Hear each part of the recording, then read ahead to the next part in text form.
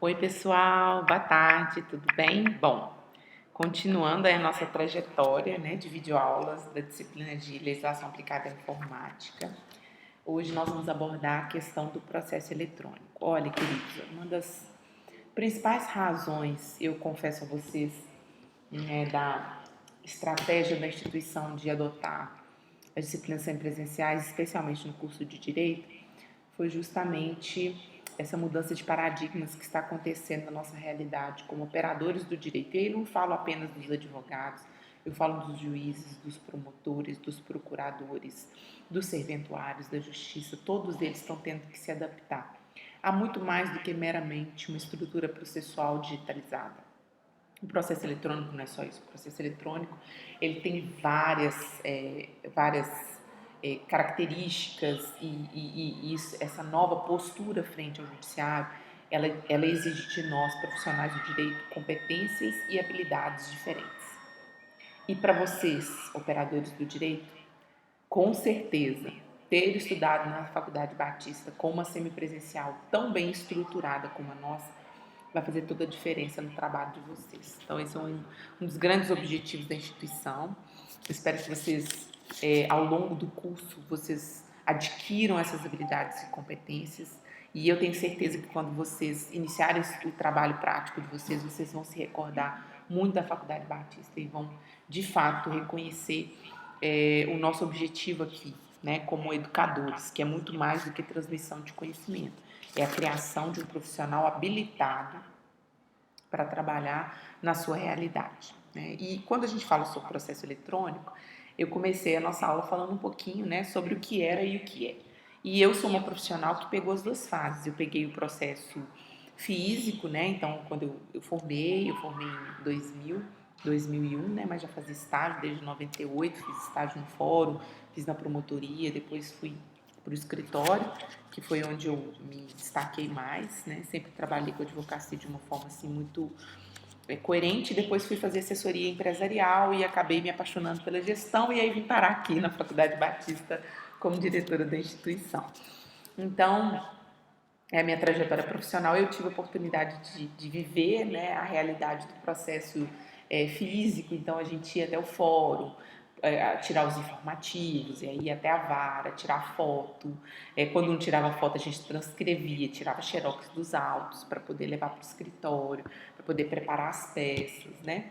Então era uma realidade em que a gente tinha prós e tinha contras, né? O prós é que a gente tinha um convívio muito grande, então o networking que você fazia no fórum, as pessoas que você conhecia, era muito intenso isso, né? Então todo dia a gente ia pro fórum, aquele ambiente era um ambiente, a segunda casa, né? Era a minha segunda casa, o fórum. Eu já saía da faculdade direto pro fórum e lá eu ficava até 6 horas da tarde, depois saía, às vezes ia fazer um curso, ia fazer uma outra preparação. Então a gente ficava o dia inteiro envolvido com os colegas. Então ali, enquanto você estava tirando um xerox, você estava conhecendo pessoas, você estava trocando ideias, você estava trocando experiências na fila da distribuição, na fila do protocolo. Então é uma realidade que eu acho que vocês não vão viver, né? Nós vivemos, eu, os demais professores, mas infelizmente vocês não vão ter oportunidade de usufruir. Mas também a gente perdia muito tempo com o trânsito, deslocamento, dinheiro, né? E além de tudo, a questão socioambiental, né? O que a gente gastava de papel e de outras formas não indicativas, né, de trabalho era surreal. E agora, né, com o processo eletrônico, a gente já pegou, eu já peguei lá a Justiça Federal, depois Justiça do Trabalho, depois eu peguei os juizados, agora o PJE, né? Então a gente já tem uma outra realidade. Eu trabalho da minha casa, né, que hoje eu não tenho mais escritório, mas tem alguns processos ainda que eu sou responsável, eu trabalho da minha casa, vou ao fórum, ou ao juizado, ou à Justiça Federal, Justiça do Trabalho, só quando eu tenho que fazer audiência. Fora isso, então o nosso convívio, né, com os colegas, com os serventuários ficou bem reduzido, né, mas em compensação a gente tem muito mais tempo, qualidade de vida, né? Então em todos os existem as duas possibilidades, né? Inclusive na prova de vocês eu vou trazer um contraponto à nossa aula, porque eu sou uma pessoa muito otimista, eu sou uma pessoa que sempre fala bem do processo, então achei interessante na prova ter a opinião de uma pessoa que considera os pontos negativos do processo eletrônico, para vocês tenham ali o equilíbrio, né? E também a possibilidade de dialogar sempre os pontos positivos e os pontos negativos, né? Nessa trajetória que a gente teve de modificação da nossa estrutura do judiciário, nós temos aí alguns marcos legislativos que eu achei importante a gente chamar atenção na aula de vocês. Então, eu falei primeiro sobre a lei de locações urbanas, em que existe lá a previsão, né, de indícios, né, de um processo eletrônico. Depois veio a lei do fax, que é muito contraditória, porque apesar de você conseguir juntar a petição via fax, você tinha que anexar também a versão física, né? Depois a gente recebeu a Lei 10.259, que criou o Juizado Especial Federal, a própria Lei 9.099, que trouxe os juizados estaduais, também já fazia previsão, né, da possibilidade de trâmite de um processo diferenciado, mais ágil, mais rápido, e celeridade, né, tem tudo a ver. E a medida provisória 2200/2 de 2001, que trouxe a questão das estruturas das chaves privadas, né, chaves públicas e privadas, o ICP Brasil, que é a questão da segurança, né, certificação digital, que é tão importante, né, assinatura, porque a petição você assina, né, e isso tem um impacto muito grande. E até então havia um questionamento muito grande. Não, como é que vai fazer isso? Vai circular sem assinatura? Não. Existe um sistema eletrônico que faz esse casamento de informações e através dele você consegue identificar quem foi o usuário que postou aquele documento, dando ali, né, a titularidade e a legitimidade que ele precisa para existir. E a Lei de Informatização do Processo Judicial, que é a Lei 11.419 de 2006, que trouxe, né, essa nova realidade para o nosso sistema judiciário. Algumas questões que são muito importantes, né? A questão da identificação das partes no processo, como eu já adiantei, né? A questão da certificação. Na época de certificação houve um bafafá danado, porque a OAB ela se considera a única competente para fazer a identificação dos advogados, né? Inclusive hoje para você ser advogado você tem que fazer uma prova, ela que diz que se você é hábil para exercer a advocacia ou não. Então, a OAB chamou para si essa responsabilidade, né? A questão do protocolo, que ficou muito interessante, porque o protocolo ele se encerrava às 6 horas da tarde, hoje ele é 24 horas, então isso facilita muito para o advogado. Você não precisa se deslocar, né? Você pode fazer do seu escritório, pode fazer da sua casa. Agora tem que tomar muito cuidado, por quê? Porque o judiciário ele não vai se responsabilizar se a sua impressora quebrou, se o seu aparelho de scan não está funcionando bem, e o documento ficou ilegível. Isso aí é sua responsabilidade, né? Se a internet caiu, né, ou se acontecer algum problema com a rede. Então tem muitos escritórios hoje que não tem só uma operadora, né, de internet, usa às vezes duas para não correr o risco de ficar fora do ar e prejudicar o trabalho, né? E em contrapartida, se o problema é do Projúdio, se o problema é do processo eletrônico da Justiça Federal, ou do Justiça do Trabalho, ou própria JE, se realmente ficar detectado que houve uma indisponibilidade do sistema, aí o prazo é prorrogado até o dia seguinte, tá? A comunicação eletrônica dos atos processuais, ela é feita via e-mail, né? Além de você poder acessar a plataforma e ter acesso a citações e intimações, você ainda recebe um e-mail fazendo essa notificação, tá certo? Não no PJE, né? O PJE você tem que entrar e saber, mas no juizado você recebe essa notificação. O que é mais interessante é que se você não abrir a notificação dentro do prazo, você se considera citado ou intimado, tá, gente? Então, existe essa diferença, né, que no físico, às vezes, a citação ela levava anos para ser cumprida, porque você não encontrava, aí mandava citar por hora certa, uma série de complicadores que hoje já não existe mais, tá certo? A questão da publicação no Diário de Justiça, né, havia muita ojeriza essa questão, além de ser caríssimo, ninguém lê Diário de Justiça, né? Eu lembro que quando eu trabalhei um tempo na Anatel, eu era estagiária, minha responsabilidade era ficar lendo Diário de Justiça, achando intimação e citação para a agência reguladora, né? E realmente é um atraso de vida, mas ficava ali, foi bom, que eu tive muito contato, né? E aprendi muita coisa como estagiária, mas sinceramente um trabalho absolutamente desnecessário hoje, que não faz nenhum sentido, né? Existem também algumas questões relativas à data de publicação e contagem de prazo, que eu trabalhei com vocês na aula, né? Que dependendo do dia em que houver a publicação, há a postergação até por um dia do prazo, que é muito bom para nós advogados, né?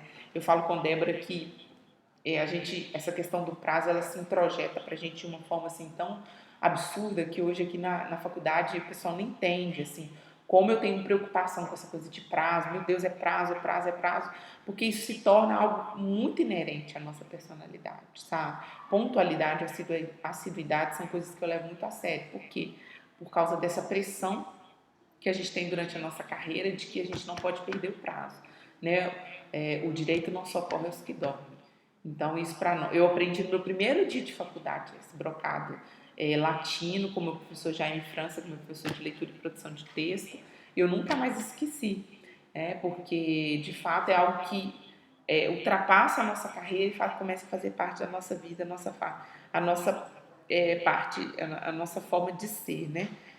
A intimação por consulta a site do tribunal, também trabalhei, até já falei aqui com vocês, né? A distribuição e protocolo hoje são todos online, e aí há que ter um cuidado muito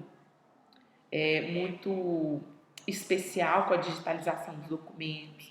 Então, a hora que você estiver fazendo a digitalização dos documentos, confere se o arquivo é o arquivo correto, né? Uma, duas, três vezes, porque já que você não vai ter o deslocamento e nem que ficar na fila, gasta esse tempo verificando se o documento ele ficou legível e principalmente se você está anexando o documento correto, tá bom? Isso é muito importante, né? E também a questão da validade dos documentos, né? Havia um questionamento se o documento eletrônico ele é equiparado ao documento físico, como é que se acontecer para o processo eletrônico é a mesma coisa, gente, né? Você não precisa no dia da audiência levar a cópia, levar a versão original, não. O documento que está anexado, a presunção é de boa fé. E se a outra parte ela tem alguma ponderação a fazer, ela é que vai ter que apresentar as razões, né, de refutar aquele documento. Né? E o acesso às informações processuais, elas estão disponíveis no site para as partes, para o advogado, para o juiz competente, para os serventuários e para o Ministério Público quando for de sua competência fazer a intervenção no processo. Os demais não têm acesso aos dados processuais, tá certo? A não ser a consulta simples, né, da existência do processo. Agora, o conteúdo do processo, não. E existe a diversidade dos procedimentos, né? Já trabalhei com vocês, inclusive foi objeto do exercício, vocês fazerem a diferenciação entre o PROJUDE, né? O Processo Eletrônico de Justiça Federal e o PJE, mas tem também o Processo Eletrônico de Justiça do Trabalho. É importante vocês conhecerem todos eles, a dinâmica, porque possivelmente vocês vão trabalhar com os 4 sistemas. Então, vocês têm que entender, e eu acho que isso foi pouco trabalhado no trabalho de vocês trabalharam muito a questão genérica, agora a diferenciação entre eles, o paralelo, que foi o que eu pedi, poucos abordaram, e que seria muito interessante. Procurem se informar, essa vai ser uma realidade de vocês, eu coloquei um aprofunde-se lá para vocês conhecerem, né? E também fica aqui a intenção do judiciário é a unificação. Né? O PJL veio justamente para propor a unificação, a gente tem um sistema só para facilitar, e é nesse sentido que nós temos caminhado hoje no nosso judiciário.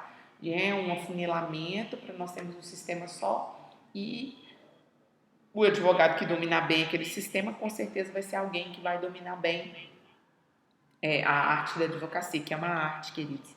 É uma das coisas mais lindas que eu conheço, né? E fica aqui a declaração, né, da professora e da diretora de vocês, ressaltando novamente, né, de que vocês, como profissionais do direito, vão ser profissionais muito diferenciados, porque vocês estão adquirindo a cultura da virtualização das relações.